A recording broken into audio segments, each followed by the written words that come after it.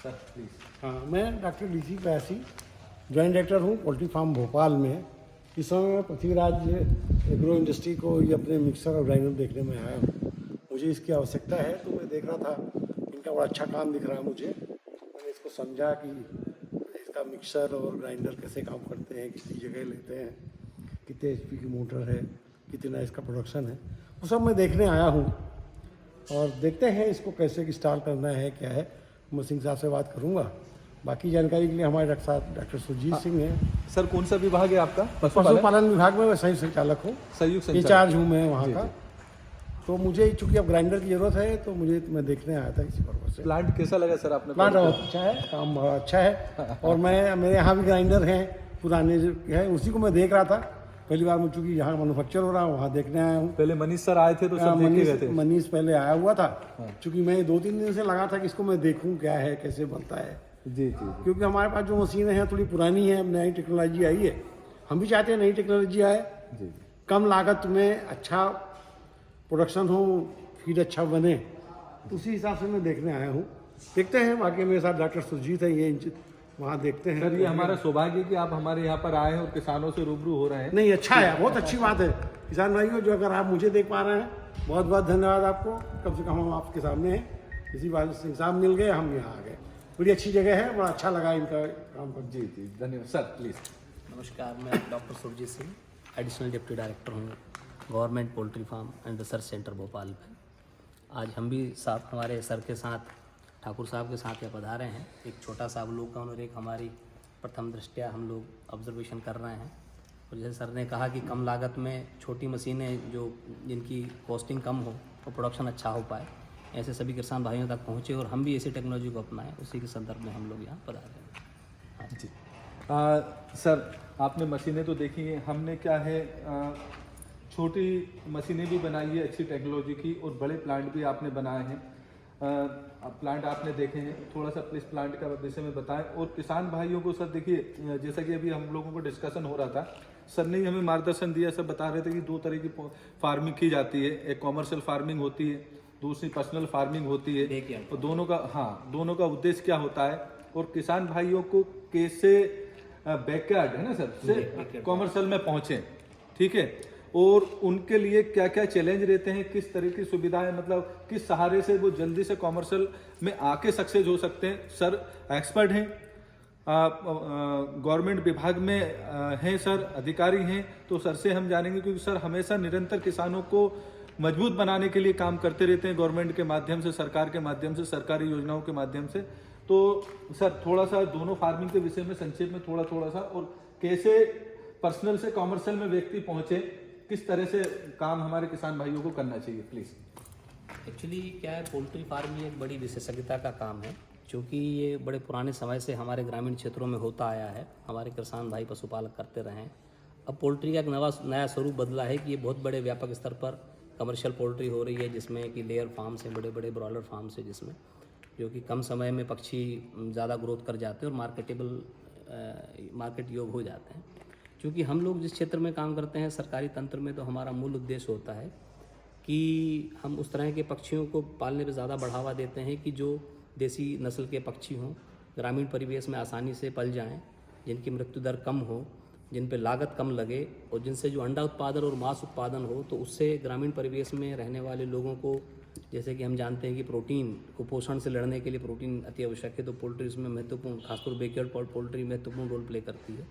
तो उससे उसकी पूर्ति हो सके, साथ में ग्रामीण क्षेत्र के लोगों को आर्थिक लाभ भी हो सके। तो इसके लिए शासन कई तरह की योजनाएं चलाती है। और मुख्य रूप से हमारे प्रक्षेत्र पर, जो हमारा शासकीय प्रक्षेत्र है, वहाँ पर हम जो देसी नस्ल की बर्ड्स हैं, जैसे कड़कनाथ है, नर्मदा निधि है, RIR है, और कई सारे पक्षी हैं जिनको पालते हैं, उनका संरक्षण संवर्धन करते हैं, और उनके चूजे उत्पादित करके शासन की विभिन्न योजनाओं में हम लोग जो है, जो हमारे हितग्राही हैं, उनके अंत तक, उनके छोर तक पहुंचाते हैं, जिससे वो उनका पालन कर सके। ये सब योजनाएं हमारी सब्सिडी पे चलती हैं, और उसका लाभ ले सके और आर्थिक रूप से सदृढ़ हो सके। साथ ही में जो प्रोटीन डिफिशियंसी है या उनके जो खान पान का में जो है कुपोषण में, उसको सुधार आ सके। सर एक निवेदन था छोटा सा, माफ़ी चाहूँगा, आपको रोक रहा हूँ मैं। कॉमर्शियल फार्मिंग में अभी क्या है सर, वर्तमान की स्थिति यही, ब्रॉयलर की अगर बात करें तो जिसे 2023 में तो पूरा डाउन गया है सर, पूरा रेट जो है मतलब लगभग अगर आप देखेंगे तो 100 में से 90 किसान घाटे में हैं, ठीक है। और उसमें बड़े फार्मर तो क्या एडजस्टमेंट कर लेते हैं, रेगुलर माल उनके पास में रहता है, ठीक है। और ये अन्य स्रोत से भी जो छोटे किसान बेचारे जो आते हैं 2000 के, 1000 के, 5000 के, जिनने लोन लेके काम किया, उधार लेके काम किया, घर की पूंजी लगा दिए, ठीक है। अब वो क्या है, अगर एक बार लॉस में चलेगा, सेकंड बार या थर्ड बार चले गए तो वो खड़े नहीं हो पाते हैं सर।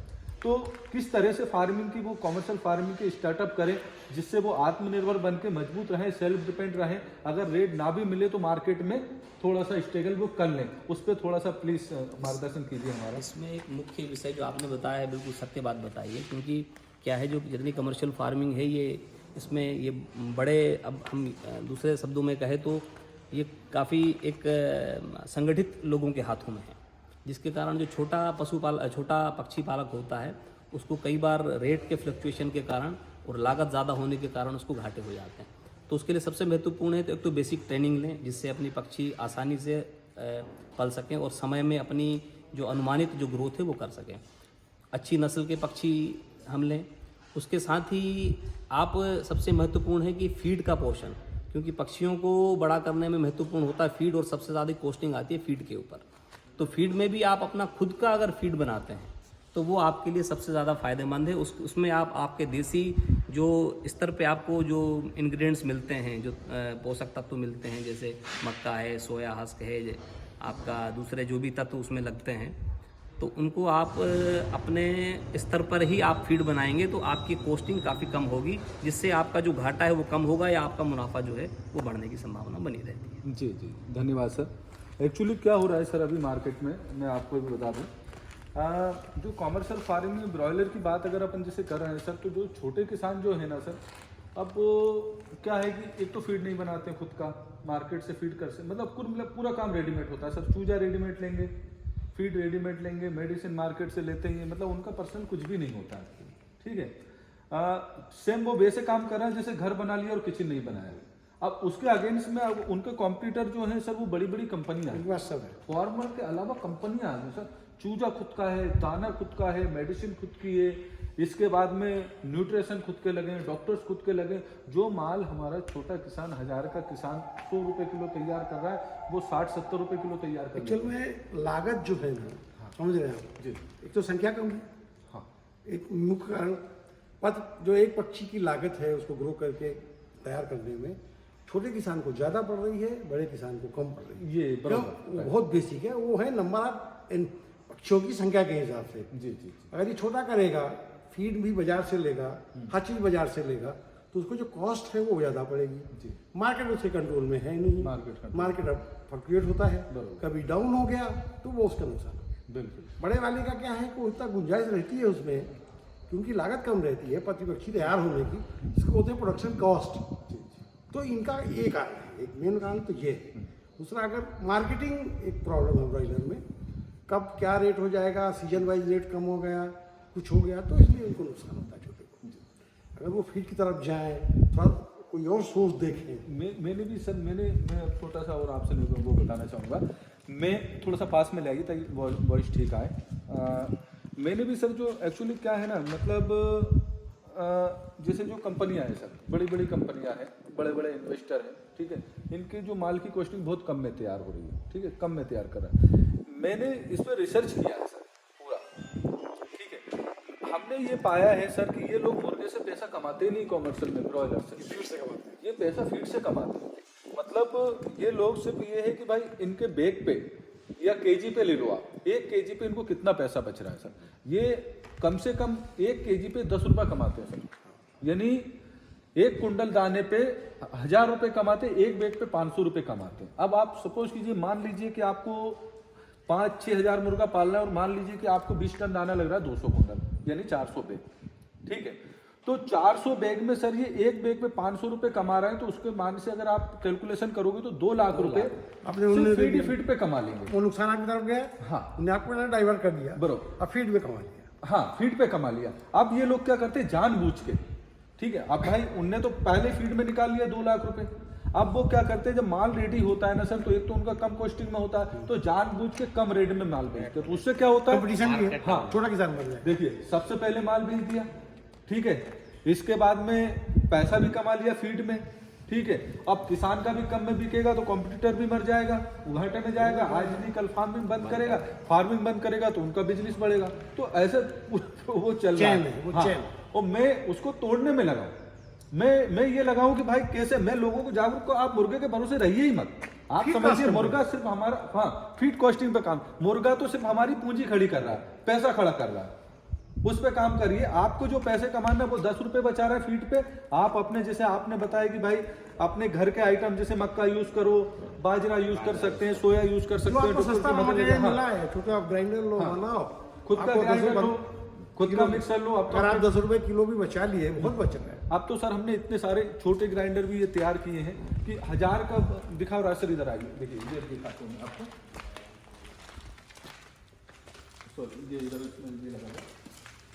ये जैसे ग्राइंडर तैयार किया सर, अगर ये 5000 तक का फार्मर है तो आप इससे आराम से काम चला सकता है। क्या कॉस्ट है? हाँ, ये सर आपका जो है मतलब लगभग 30,000 के समथिंग पड़ता है। ठीक है, 30,000 रुपया एक बार में खर्च करेगा। हाँ। जो फीड अगर आप खुद बनाता है ना, 5 रुपए किलो भी बचा लिया, हाँ, तो आप उसका बचत हुई ना, एक बार में फ्री हो जाता तो है। जो कॉस्ट जहाँ वो नुकसान उठा रहा है उससे आप बचत कर लेना। बिल्कुल, लोकल मार्केट से वो खरीद ले रहा है, सस्ता मिल। अब हमने क्या किया, ये कोर्स सर जैसे कि आपने जैसे 500 का किसान है, 300 का किसान है, तो उसको क्या है 31,000 इन्वेस्ट करने में उसको फिर भी लगता है। हमने एक छोटा मशीन भी इससे भी छोटा। हाँ, ये सेम टेक्नोलॉजी का है, इससे भी छोटा किया है। ये 20,000 के अंदर ही आपको मिल रहा है, मतलब आप तैयार कर सकते हैं।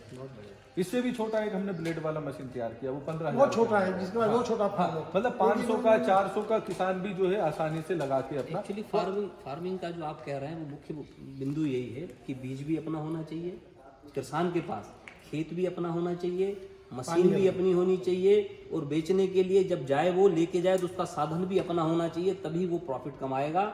नहीं तो बीज वाला पैसा कमाएगा, खेत वाला कमाएगा और दवाई वाला और किसान नुकसान में। बिल्कुल जो आप कह रहे हैं वो वही परम सत्य है। बिल्कुल बिल्कुल सर, बहुत बहुत धन्यवाद सर। वीडियो काफ़ी लंबा हो रहा है, आप लोगों से बात करते हुए, अनुभव जानकारी लेते हुए पता ही नहीं चला कब 10 से 15 मिनट होगा। मेरे ख्याल से राज सर 15 मिनट का हो गया होगा, है ना? 12 मिनट। चलिए ठीक है।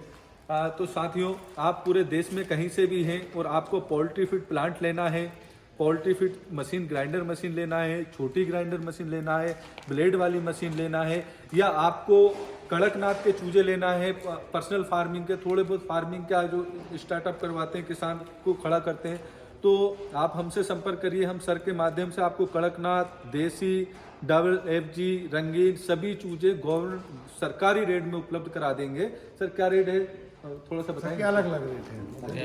अभी हमारे यहाँ जो वर्तमान में जो दर है, तो जैसे कड़कनाथ है तो उसका 1 दिवसीय चूजा जो है हमारा 50 रुपए का, अच्छा, एक दिवसीय, और 28 दिवसीय चूजा 78 रुपए का उपलब्ध है। और जो हमारा नर्मदा निधि हमारे पास एक ब्रीड है जो कि मध्य प्रदेश में ओरिजिनेटेड ब्रीड है, बड़ी अच्छी ब्रीड है, इसकी ग्रोथ भी अच्छी है, इम्यूनिटी भी अच्छी है। और इस ब्रीड का बच्चा हमारा 18 रुपये का 1 दिवसीय और 28 दिवसीय चूजा हमारा 50 रुपये में उपलब्ध है। इसके अलावा हमारे पास RIR, चेब्रो और ये वैरायटीज़ भी हमारे पास वर्तमान में। चलिए इस पे एक वीडियो और हम बना लेंगे सर, ऑफिस में, क्योंकि वीडियो लंबा हो रहा है, इतना देख नहीं पाते। तो साथियों, हम नेक्स्ट वीडियो आपके यहाँ पर आएंगे सर, वहाँ से जानकारी लेके। बिल्कुल। तो साथियों, अगर वीडियो पसंद आए तो चैनल को सब्सक्राइब कीजिए और अन्य दोस्तों को, अन्य ग्रुप में सभी किसान भाइयों को बताइए। और किसी भी प्रकार की मदद के लिए, चाहे आपको मशीन चाहिए, चाहे आपको मटेरियल चाहिए, चाहे आपको फार्मुलेशन चाहिए, चाहे आपको चूजे चाहिए, आप हमारे ऑफिस में संपर्क कर सकते हैं कभी भी। नमस्कार, जय हिंद, जय भारत।